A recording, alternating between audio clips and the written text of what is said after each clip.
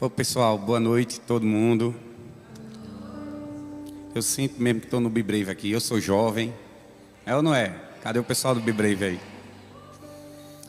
Gente, a gente tem vivido dias tão intensos aqui na casa do Senhor, não é? Tem sido dias tão preciosos. A gente estava comentando como tem sido uma porção de graça sendo derramada no nosso meio. E isso é tão singelo, é tão singular, que a gente fica com um grau de responsabilidade lá em cima, para não atrapalhar aquilo que o Senhor está fazendo, não é? Porque já passaram tantos pregadores por aqui, e o Senhor tem feito tanta coisa nessa casa. A gente vê pessoas sendo batizadas com lágrimas, com uma porção tão especial da parte de Deus. Esse é um ano em que os amigos de Deus se manifestam. Não é assim que a gente tem declarado? E sabe que eu tenho aprendido muitas coisas nesses dias. E uma delas é não produzir mais nada que venha do meu coração, assim. Sabe, começar a entender e aprender a manifestar as coisas que o Senhor quer fazer. Eu acredito que o que quebra o jugo desse lugar é a unção que desce da parte de cima. É aquilo que o Senhor está fazendo. E a gente tem uma grande responsabilidade. Essa responsabilidade não necessariamente ela é só do pregador, mas de todo um povo. Eu acho que você já ouviu um versículo que por muitas vezes acalentou o nosso coração quando a igreja está de vazia para menos, né? De metade vazia para menos. Que é aquele versículo que diz: onde estiverem dois reunidos em meu nome, ali eu estarei. Quantos já ouviram esse versículo? Você já deve ter ouvido. Mas sabe que esses dias eu tenho entendido que esse versículo a gente tem interpretado de uma forma um pouco distorcida do que é a realidade, porque é bem verdade que ele vem, é um compromisso que o Senhor faz, é um compromisso que é declarado por Ele, é um compromisso que Ele faz e Ele cumpre. Mas eu tenho a sensação que falta um pouco mais. Não da parte dele, mas da nossa. Porque se a gente parar para pensar em todo o histórico dos evangelhos, Jesus, ele atraía multidões, ele juntava muitas pessoas. Era comum ver Jesus por onde andava, carregar muitas pessoas. E eu fico pensando, o que é que faz, por exemplo, como Duda falou hoje aqui, o que é que a gente precisa fazer para chamar a atenção dele? Porque ele está no lugar, às vezes é até suficiente, mas a manifestação dele no lugar talvez dependa de algo que é nosso. Eu não acredito que isso é uma heresia, nem um pensamento meu. Eu acredito que a gente precisa fazer algo mais, precisa dar um passo a mais, para que a gente veja a manifestação de Deus nesse lugar. Essa não é uma simples reunião onde os santos se juntam, onde a gente se junta para adorar. A presença dele é o mais importante, mas os sinais e as maravilhas que Jesus fazia é o que dá o testemunho do Pai. Para que isso aconteça, por exemplo, quando Duda citou aqui a mulher do fluxo de sangue, Jesus disse: alguém me tocou e de mim saiu poder. Veja que ele estava numa multidão, cercada por pessoas, mas alguém conseguiu chamar a atenção de Jesus e tirar algo do Senhor. Hoje nós temos duas opções: estar no meio da multidão, ou conseguir chamar a atenção dele. Eu acredito que nesses dias o Senhor tem quebrado muito jugo nesse lugar, libertado muitas pessoas de muitas prisões nesse lugar. Quantos sentiram que existe uma porção de quebra de cadeias sobre essa casa? Mas o que é que a gente precisa fazer quando o Senhor passeia por aqui? Será que a gente consegue ir dar um passo a mais. Se eu convidasse você agora novamente para ficar de pé e contemplar um pouquinho mais, será que ainda tem fôlego no seu coração? Será que você consegue ainda avançar um pouquinho mais nisso? Será que você consegue atrair um pouco mais?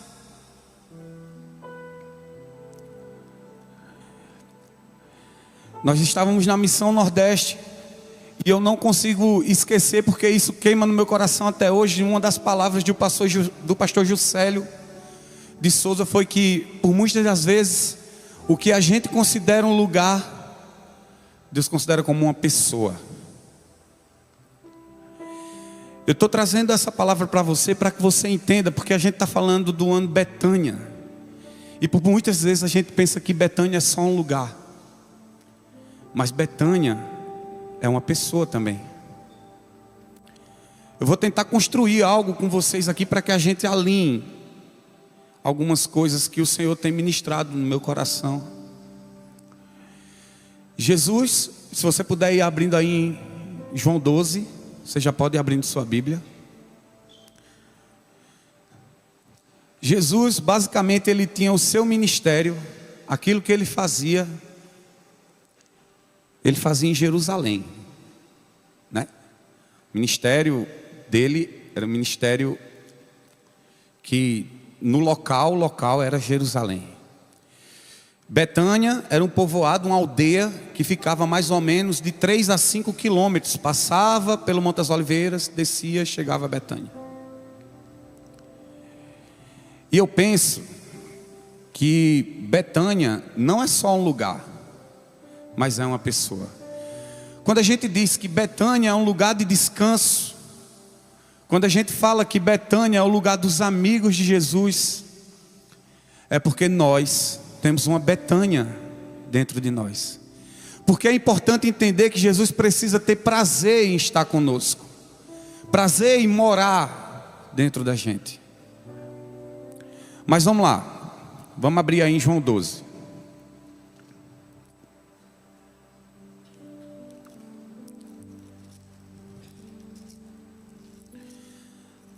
As citações bíblicas que falam que Jesus foi a Betânia, eu quero citar pelo menos três versículos, ou melhor, 3 passagens que falam que Jesus foi a Betânia.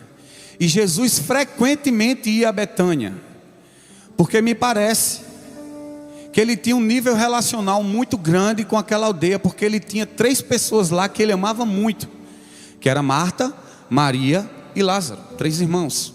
Jesus sempre foi rodeado de pessoas. Ele tinha os seus discípulos, que eram 12, mas dentre os 12, sempre foi muito claro que o Senhor tinha um pequeno apreço por 3 deles. Vou citar 3: Pedro, Tiago e João, né? Isso me mostra que Deus sempre amou todos, mas o nível relacional de Jesus era diferenciado. Então, o primeiro ponto que eu entendo disso: nem sempre o grau de relacionamento de Jesus com algumas pessoas era o mesmo com outras. O Senhor tinha os seus preferidos, sim, e não tem problema nisso. João mesmo se descreveu como aquele a quem Jesus amava, o discípulo amado, não é? Mas em Betânia, Jesus também tinha os seus amados, Marta, Maria e Lázaro. Parece que a casa de Marta, Maria e Lázaro era como se fosse um ponto em que Jesus descansava para poder exercer seu ministério, porque Jesus vinha de Cafarnaum, Galiléia, e lá em Betânia ele encontrava tipo um ponto onde ele pudesse descansar e tivesse acesso, por exemplo, a Jerusalém. Mas a Bíblia deixa bem claro que as idas de Jesus para Betânia eram porque ele queria descanso, porque ele estava bem com seus amigos, porque lá ele encontrava singeleza e não simplesmente algo de cumprimento onde ele pudesse exercer o seu ministério, vamos dizer assim. Porque Jerusalém, Jesus fez as obras, todas as obras de Jesus parece que se concentram um pouco em Jerusalém. Claro que não só lá, a gente vê Jesus se movimentando, Mas era como se ele não tivesse essa obrigação de exercer algo. Lá ele ia por prazer mesmo. E é isso que a gente tem declarado muito nesses dias aqui. Só que nessas 3 citações bíblicas a gente vê um direcionado da parte de Deus pela palavra. Na primeira citação, a Bíblia nos diz e nos mostra a história de Maria e de Marta. Todos conhecem? Todo mundo conhece a história de Maria e Marta? Nessa citação, eu vou só relembrar, o Senhor demonstra para a gente, e Ele traz para a gente a construção de um caráter, daquilo que a gente enxerga, daquilo do que é válido diante dEle. Não que Ele descredencie o que Marta fazia, mas Ele diz, importante coisa e maior do que o seu serviço é o seu grau de devoção. Então veja que existe um grau de instrução no que Ele está fazendo. Cara, e eu entendo que isso é muito válido para esse tempo. Porque parece que nós nos acostumamos com o que sabemos produzir, com o que fazemos, com o que nós temos para oferecer, até a nossa oferta. Parece que as pessoas têm valor por aquilo que fazem. Parece que as pessoas só têm validade por aquilo que produzem. Não é assim? As pessoas mais relevantes que estão nas redes sociais, a maioria delas são levantadas pelo povo de Deus. E quando elas se perdem, é o próprio povo de Deus que também tratam de cancelá-las. Mas a grande verdade é que a gente tem levantado ídolos, estátuas, pelos que eles podem apresentar, pelas suas ofertas. Então Jesus traz uma instrução, dizendo, olha, eu não vou tirar a melhor parte dela. Quando Marta diz, não te incomodas, Senhor, que enquanto eu fico aqui trabalhando, servindo, fazendo algo que é válido, essa daí só fica aos teus pés. Jesus diz, ela escolheu a melhor parte. Então na primeira ida, na primeira citação, porque ele deve ter ido outras vezes, né? Na primeira citação, Jesus nos ensina o que é mais importante. Na segunda citação, o contexto é outro. Porque na primeira, a gente entende que parece que Maria está certa e é como se Jesus estivesse repreendendo Marta, né? Mas sabe que algo hoje pegou no meu coração, porque na segunda citação, Jesus vai para Betânia para ressuscitar Lázaro. Foi na morte de Lázaro. E aquela pessoa que foi exortada por Jesus, porque disse, você precisa aprender a melhor parte. Eu queria ler com você aqui. Volta um pouquinho comigo aí para João 11.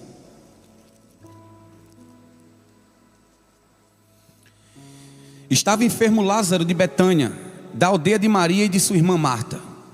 Esta Maria, cujo irmão Lázaro estava enfermo, era a mesma que ungiu com o bálsamo do Senhor e lhe enxugou os pés com seus cabelos. Mandaram, pois, as irmãs de Lázaro dizer a Jesus, Senhor, está enfermo aquele quem amas. Ao receber a notícia, disse Jesus, esta enfermidade não é para a morte, e sim para a glória de Deus, a fim de que o Filho de Deus seja ele glorificado. Ora, amava Jesus Marta e a sua irmã e a Lázaro. Quando, pois, soube que Lázaro estava doente, ainda se demorou 2 dias no lugar onde estava. Depois disse aos seus discípulos, vamos outra vez à Judéia. Disseram-lhe os discípulos, mestre, ainda agora os judeus procuravam apedrejar-te, e voltas para lá? Respondeu Jesus, não são as 12 horas do dia? Se alguém andar de dia não tropeça, porque vê a luz deste mundo. Mas se andar de noite tropeça, porque nele não há luz. Agora vamos passar para o versículo 17. Chegando Jesus, encontrou Lázaro já sepultado havia 4 dias. Ora, Betânia estava a cerca de 15 estádios de Jerusalém. Muitos dentre os judeus vindo ter com Marta e Maria para as consolar a respeito de seu irmão. Preste atenção agora.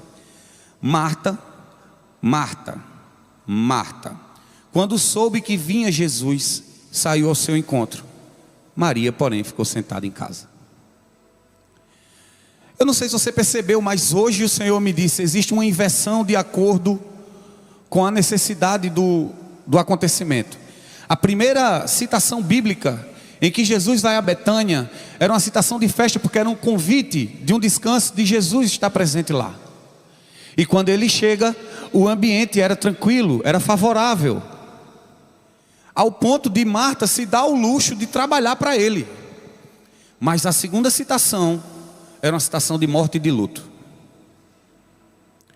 O que é que eu quero dizer para você? O texto diz que Marta, sabendo que Jesus vinha,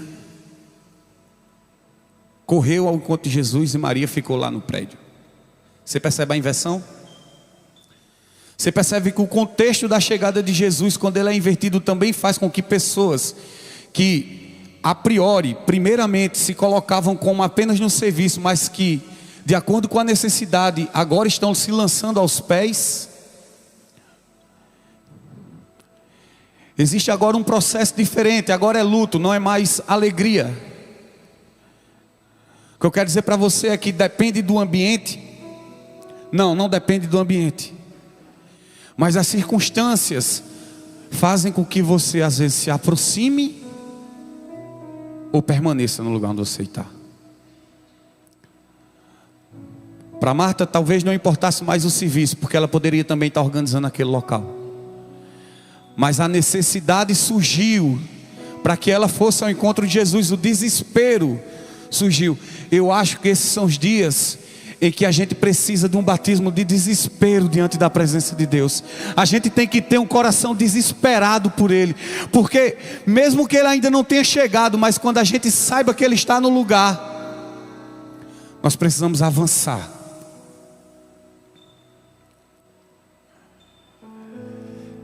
E Ele chega para manifestar poder, porque o que aquele povo queria era que Lázaro, amigo de Jesus, fosse ressuscitado. Na realidade eles nem acreditavam mais, porque ele já faz 4 dias, ele já está cheirando mal. E Jesus diz: isso é para que o nome do meu Pai seja glorificado.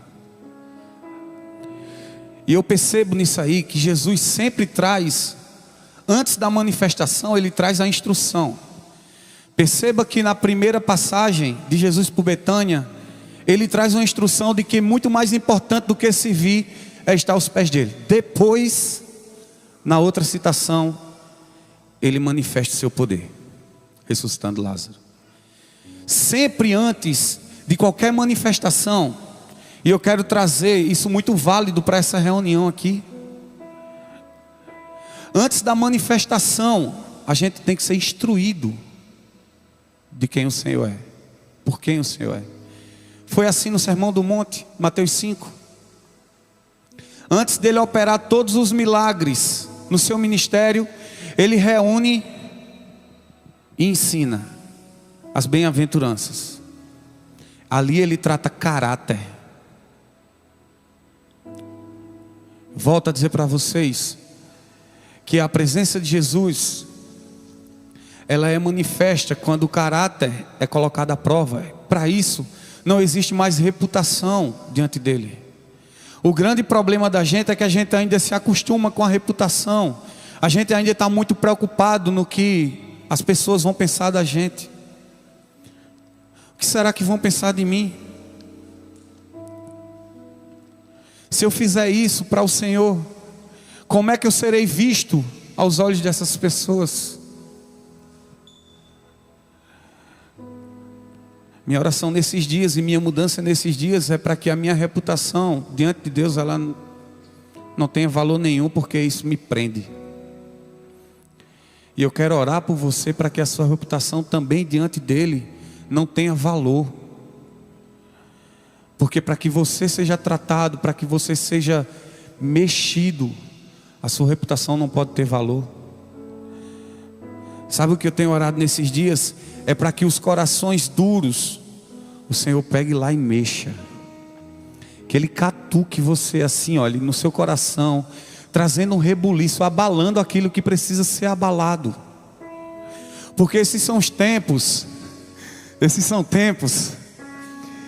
em que o Senhor está abalando estruturas para gerar coisas inabaláveis no nosso meio. Mas a questão é: você tem permitido que o Senhor faça isso no seu meio? Ou você está muito preocupado de como está a sua imagem ainda? Quando a gente começar a entender que diante dele não existe esconderijo para aquilo que nós somos, aí a gente começa a entregar o que precisa ser entregue mesmo. Vou começar a relembrar o primeiro texto que a gente vem falar daqui. Onde estiverem 2 ou 3 reunidos no nome do Senhor, Ele ali se faz presente. A presença do Senhor, ela é válida, ela é eficaz, transformadora, avassaladora, simples. Mas ela precisa, para que ela se manifeste em você, é necessário que você dê um passo de fé. É necessário que você jogue a sua reputação fora. Você lembra do jovem rico? Muitas das pregações que eu venho ministrar aqui em cima, eu sempre me lembro dele. Porque o jovem rico tinha um problema. Ele não queria entregar tudo. Quando ele chega perto de Jesus e diz: Jesus, o que é que eu posso fazer para estar com você? Jesus diz: olha, pratica as boas obras, faz isso, faz isso, faz assim. Ele disse: mas isso aí eu tudo faço, já faço de tudo. Aí Jesus pega, talvez onde nós também temos o nosso cofre escondido, mas Jesus sabe. Jesus diz: pega toda a tua riqueza, tudo que você tem de valor, entrega, toma a tua cruz e me segue. E ele não conseguiu fazer isso. Por muitas vezes, muitos de nós estamos nesse processo. Fazemos boas obras, estamos aqui na igreja todo domingo, estamos lendo a palavra, mas na hora da amizade com Jesus, existe algo que você chega e diz assim: Jesus, é até aqui, a partir daqui eu não consigo ir mais. E eu sei que essa palavra às vezes traz um confronto no nosso coração. João, quando começa escrevendo o seu livro, ele começa dizendo assim: no princípio era o verbo, e o verbo se fez carne, e o verbo era Deus. O verbo estava com Deus, e o verbo era Deus. Eu nesses dias tenho aprendido sobre essa questão no princípio era o verbo, né? Ele já existia. Mas eu quero voltar aqui para o capítulo 12 de João, para que a gente preste atenção também em como os verbos se manifestam. Porque alguns verbos são muito importantes para a gente. E isso me chamou a atenção. Eu estou tendo ultimamente aulas de português, e tudo que é de português me chama muita atenção assim. Então quando eu vejo uma classe de palavras, eu já vou logo fixo os olhos. Quando eu vejo um erro numa letra de uma música, eu já fico logo desesperado. Mas isso é uma arrogância minha, me perdoe. Então o capítulo 12 de João, ele começa falando algo que é a terceira citação da passagem de Jesus para Betânia. E ele cita alguns verbos que eu queria trazer para que a gente enxergasse. A Bíblia diz: 6 dias antes da Páscoa foi Jesus para Betânia. Presta atenção. 6 dias antes da Páscoa foi Jesus para Betânia, onde estava Lázaro, a quem lhe ressuscitara dentre os mortos. No versículo 2, a gente tem outro verbo aí, que ele diz: deram-lhe pois ali uma ceia. Qual é o verbo? Deram-lhe, fizeram-lhe. Algumas passagens diz: fizeram-lhe pois uma ceia. Eu quero continuar por enquanto só com esses dois. Lembra que a gente começou falando que existe um acordo com Deus conosco, que se estivermos reunidos 2 em seu nome, ali Ele está? Você considera que a sua igreja é uma Betânia, um lugar de amigos?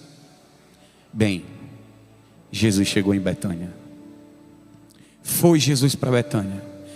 Consideremos pois que Ele veio, que Ele está aqui. O versículo 2 traz para a nossa função. O que é que a Bíblia diz? Fizeram, pois, uma ceia para Ele. Nós temos algo para fazer aqui nesse lugar. Nós temos algo também que é responsabilidade nossa nessa reunião, que é responsabilidade nossa nesse ajuntamento. Quando a presença de Jesus vem, quando Ele cumpre aquilo que Ele prometeu, existe uma resposta que a igreja, os amigos têm que fornecer, que é fazer algo.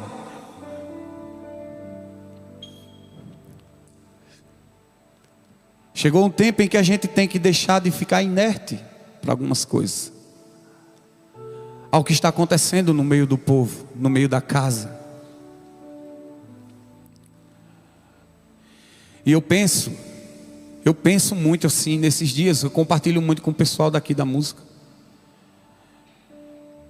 que a gente se acostumou muito com o que Deus está fazendo, mas talvez com a movimentação do que Ele produz aqui no nosso meio. A movimentação tem sido atrativa, mais do que a presença. Fazer também é importante, para que Ele se manifeste. E quando Jesus se manifesta, todo jugo é quebrado. No lugar haverá cura. No lugar haverá libertação. Você será ativado, mexido, para fazer aquilo e viver os dias mais espetaculares da sua vida. Porque onde Jesus passa, onde Jesus coloca a planta dos seus pés, tudo é modificado. Todo mundo crê nisso, creio eu. Existe um terceiro verbo nesse texto, que está no versículo 3. Está no versículo 2 ainda. Deram-lhe, pois, ali uma ceia. Marta servia, sendo Lázaro um dos que estavam com ele à mesa. Bem, esse verbo estar, que simboliza Lázaro, talvez traga para nós uma sensação de inutilidade, né? Só estava lá. E talvez, depois de tudo que eu falei aqui, você olhe para mim e diga assim: cara, eu estou me sentindo como Lázaro, que só estava à mesa. Eu não consigo fazer nada para o Senhor, não consigo produzir nada. Eu sei que Ele está aqui, mas talvez o verbo para mim seja somente o verbo estar. Estar na mesa, estar à mesa. Sabe o que eu penso? Sabe o que é que o Senhor tem me dito nesses dias? Que para muita gente o verbo estar é a classe de palavra mais espetacular que você tem na sua vida. Porque você não pode esquecer que no capítulo 11, Lázaro estava morto. Para quem estava morto no passado, está agora sentado na mesa, é um ponto de vitória. Talvez a sua situação hoje seja de apenas estar. Talvez o verbo que você profere hoje é simplesmente eu estou. Mas lembre que você no capítulo 11 estava morto.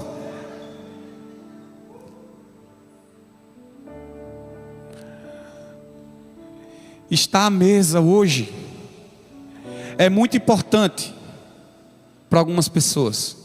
Estar aqui sentado numa cadeira é muito importante para algumas pessoas. Porque aqui é um lugar de alimento e Jesus, Ele veio. Jesus veio. Estar à mesa com Jesus, por mais simples que pareça ser o verbo, é a coisa mais espetacular que nós temos no nosso meio. Você pode olhar para Lázaro como uma pessoa que estava simplesmente numa mesa, aproveitando uma fartura que estava lá. Eu considero Lázaro como testemunho vivo da ação de Jesus. Lázaro é o testemunho vivo da ação de Jesus. Lembra que Jesus disse: essa morte, ela é para a manifestação da glória do meu Pai.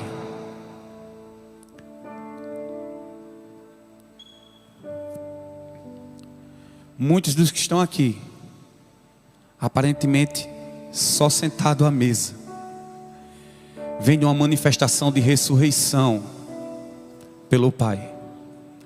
Você dá testemunho da ação maravilhosa e poderosa de Deus.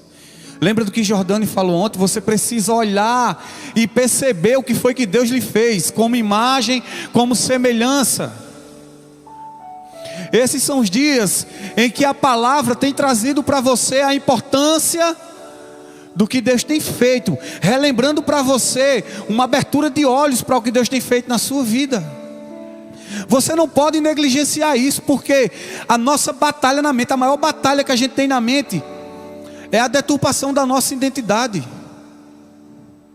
Deus trata o nosso caráter, gera uma identidade no nosso meio. Qual é o papel de Satanás nesse processo?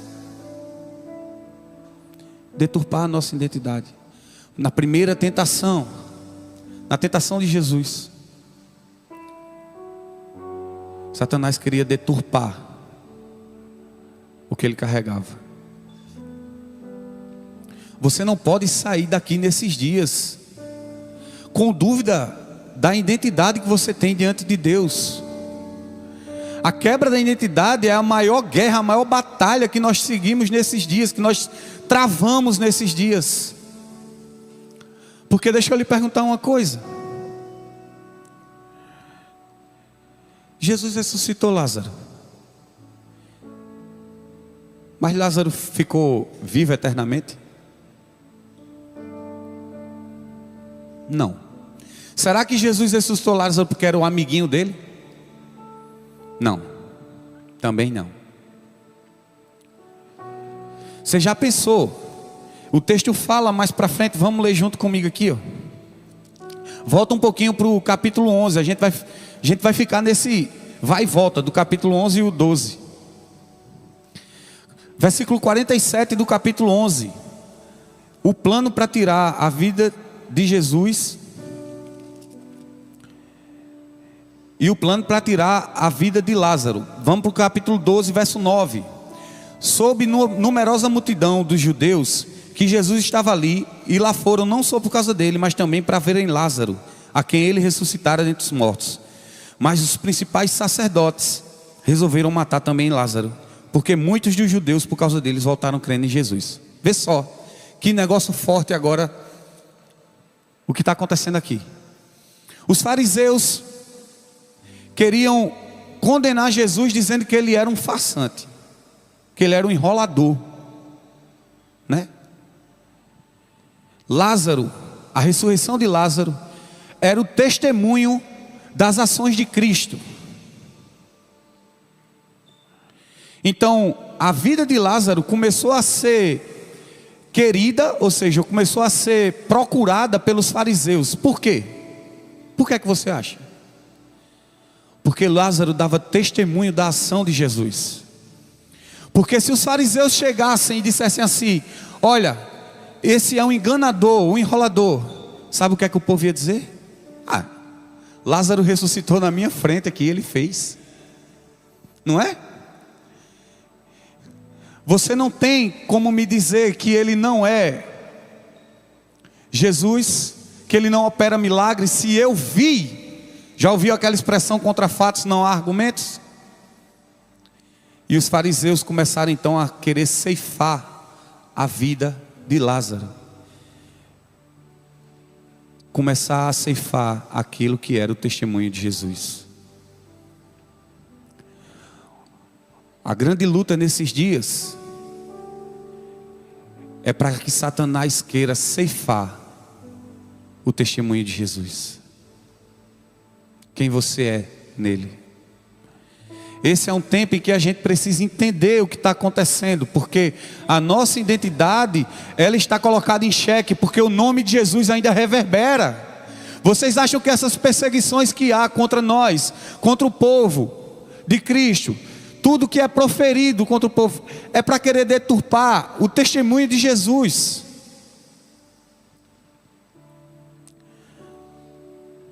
O Verbo se fez carne, e Ele habita no nosso meio.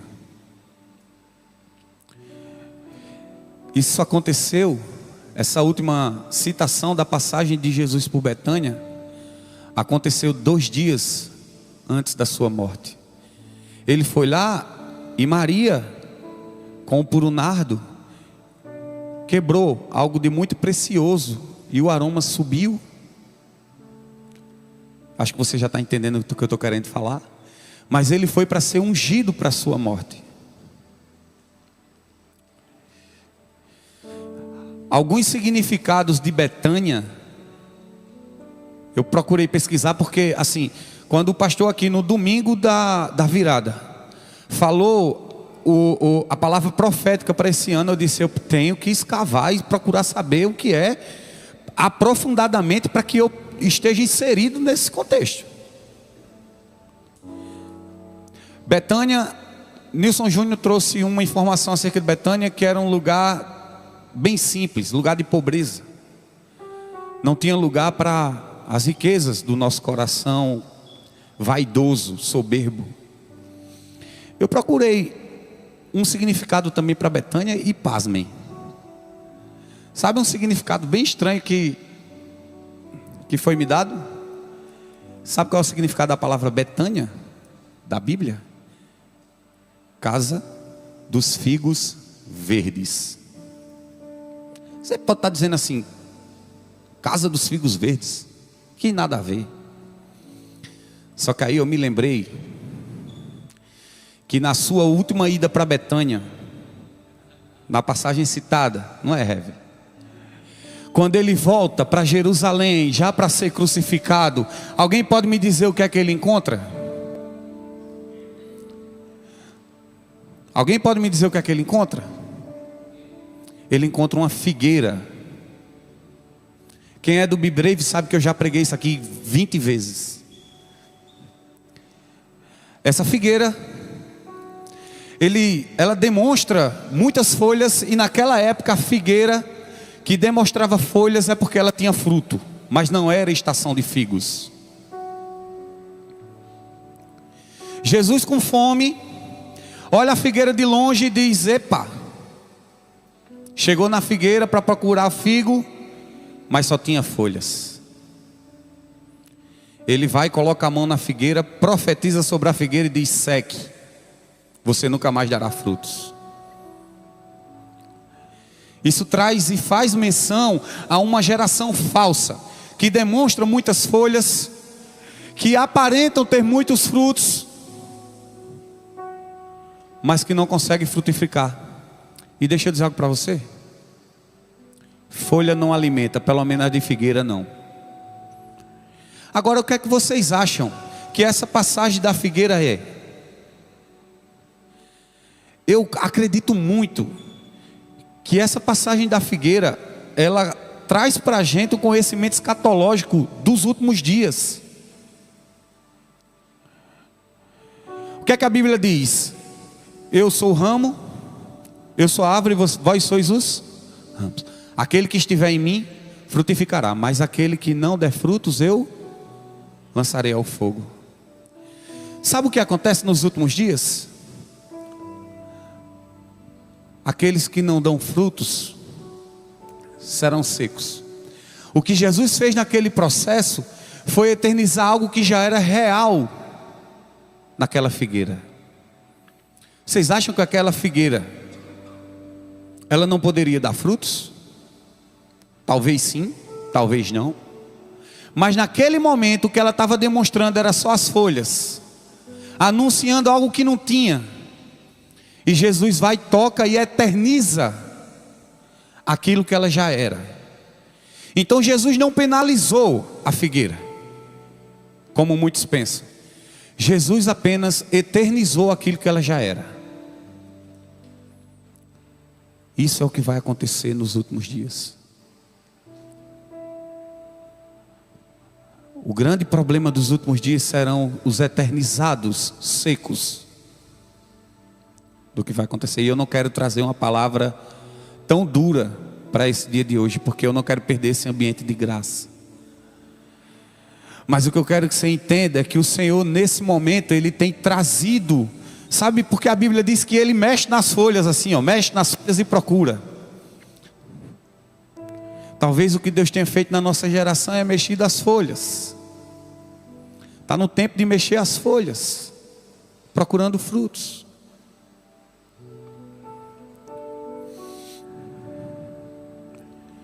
Eu acredito muito numa geração que não denuncia o que não tem. A geração Maranata para esses dias, ela precisa ser uma geração de verdade. De quando o amigo passa, demonstre verdade. Você já pensou? Se quando Jesus passa próximo daquela figueira, aquela figueira tivesse cheia de frutos, matando a fome, porque talvez a principal função daquela figueira não fosse só a sombra, mas matar a fome. Nós precisamos ser essa geração que mata a fome. Mas eu quero voltar para o contexto de Betânia. No princípio ele era o Verbo, e o Verbo era Deus. Existem dois verbos que não estão nesse contexto, mas eu quero finalizar com eles, porque eu acho importante que a gente entenda que existe um lugar, existe uma casa também para nós. Talvez no seu coração aí onde você está, você esteja pensando assim: cara, eu estou tão longe de ser amigo de Deus. Talvez toda a manifestação desses dias tenha trazido para você uma singeleza no seu coração, uma porção de graça tão avassaladora que você tem sido impulsionado a estar com Ele, mas você talvez nesse momento diga assim: eu não sou tão amigo de Deus como esse povo fala. Quem já sentiu? Porque assim, falar que esse é um tempo da geração dos amigos de Deus aumenta muito o nosso grau de responsabilidade, mas aumenta muito mesmo, chega a dar medo. É ou não é? Cara, me colocar como um amigo de Deus, eu posso até me colocar, mas será que Deus é meu amigo?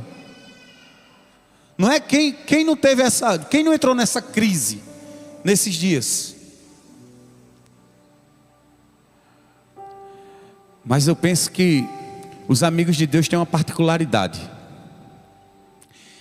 E eu juntei dois verbos que estão descritos no livro de Jeremias 18, que se você puder abrir comigo, para que a gente encerre esse tempo.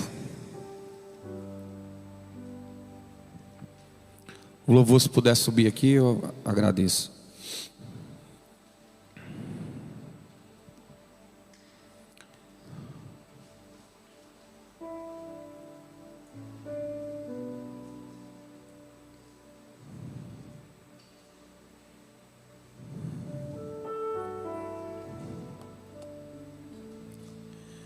Essa palavra, ela é direcionada para aqueles também que nesse momento tem dificuldade ou tem a sua identidade deturpada acerca da amizade com o Senhor. Sabe o que é que eu penso sobre a manifestação do nosso amigo Jesus? Eu penso que existe um texto que declara muito bem a quem ele se manifesta. João 14, quando ele diz que vai deixar o Espírito Santo conosco, ele diz: não se turbe o vosso coração, crede em Deus e também em mim. Na casa do meu Pai há muitas moradas, né? Eu tenho preparado um lugar para vocês.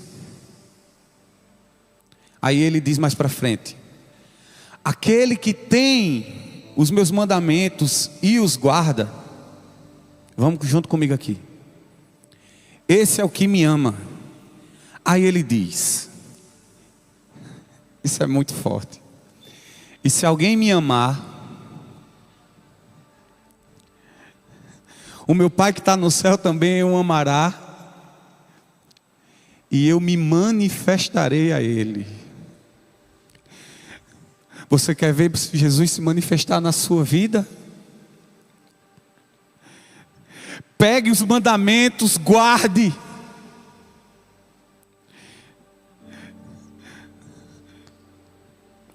Modifique o seu coração, guarde aquilo que o Senhor te deu. Porque Porque aquele que ama Jesus será amado pelo Pai de Jesus. Quem é amigo de Jesus é amigo do Pai, porque quem ama o Filho ama o Pai. E o Pai vai sempre apontar, o Filho vai sempre apontar para o Pai. Sempre. Mas se mesmo assim você ainda não se convenceu de que você tem lugar na mesa, de que você pode estar na mesa, à mesa, lê comigo esses dois verbos, Jeremias 18.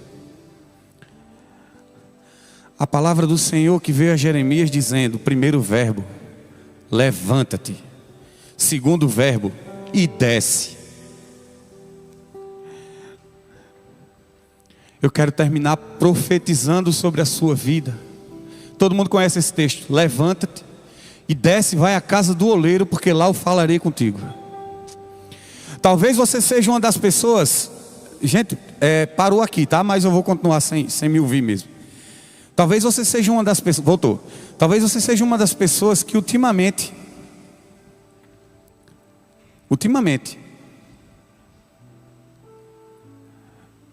não tenha tido um grau de relacionamento com Jesus de uma maneira tão intensa. O verbo para você é levante. E eu quero profetizar sobre a sua vida e o que você faça comigo, levante.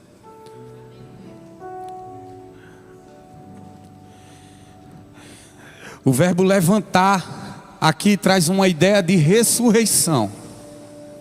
Quando Jesus vai visitar a filha de Jairo, ele diz: Talita cumi, levanta e anda. Ó tu que nesse momento se sente morto diante de Deus, levanta. E agora você desce à casa do oleiro. Porque lá falarei contigo. Sabe quais são as palavras de Jesus para Jeremias? Ele diz: não posso eu fazer que nem esse oleiro está fazendo com esse vaso? Não posso eu quebrar você que está mal feito e fazer de novo? E eu digo para você, levanta, desce, porque se nesse momento está mal feito, aquele que quebra e refaz, já veio. Ele está aqui no nosso meio. A sua ação nessa noite, o que você precisa fazer nessa noite? Levanta e desce à casa do oleiro. Amém? Você pode colocar a mão no seu coração aí onde você está? Eu queria convidar você a construir algo de restauração nesse lugar. Talvez você nesse momento só apresente folhas.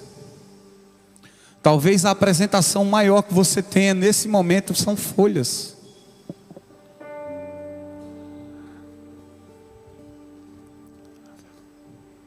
Levanta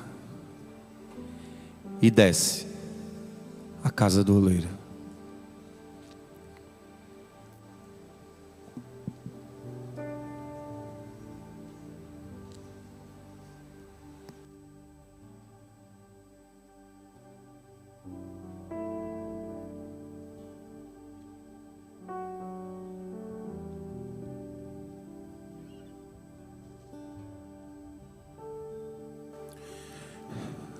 Normalmente a gente faz uma espécie de apelo para que você venha aqui na frente. E eu quero que você fique bem à vontade para ser ministrado. Se você quiser receber a oração de alguém, vem aqui mesmo na frente. Lembra da reputação? Esquece esse negócio de reputação diante de Deus. O Senhor já veio. E não sou eu que estou dizendo isso para você, isso é a Bíblia. É a Bíblia que está garantindo que Ele já está aqui no nosso meio. Ele já está passeando no nosso meio. Qual é o segundo verbo? O segundo verbo é fazer. Vem aqui para frente. Entrega, se joga. E deixa Ele quebrar seu coração. Refazer de novo. Se jogue, tenha a capacidade de se jogar aos pés dEle.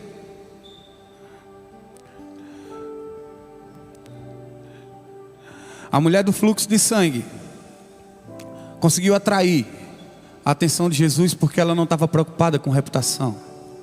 Ela foi lá e tocou nele. Você lembra do Jesus, filho de Davi, tem compaixão de mim? Foi aquele que gritou mais alto, a ponto de Jesus ouvir. Talvez nessa noite você precisa gritar: Jesus, filho de Davi, tem compaixão de mim.